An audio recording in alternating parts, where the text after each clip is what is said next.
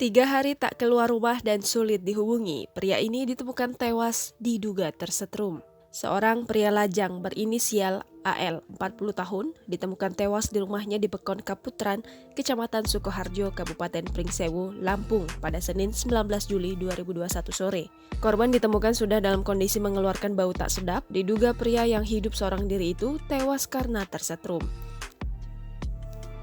Menurut keterangan tetangganya, Al sudah 3 hari tidak keluar rumah.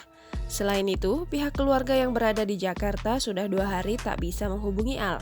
Penemuan mayat korban berawal dari kecurigaan pihak keluarga di Jakarta yang sudah 2 hari tidak bisa menghubungi Al.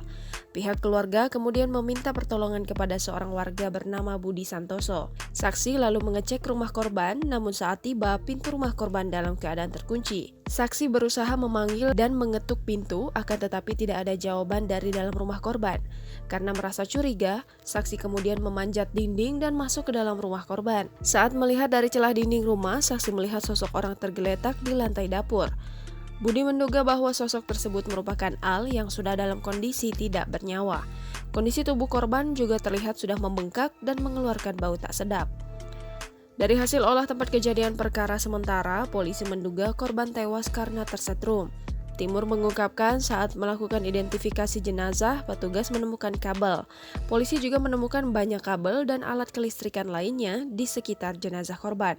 Petugas kepolisian bersama tim medis Puskesmas Sukoharjo menemukan adanya bekas luka gosong di bagian wajah korban, sehingga dapat diduga penyebab Al tewas akibat tersetrum.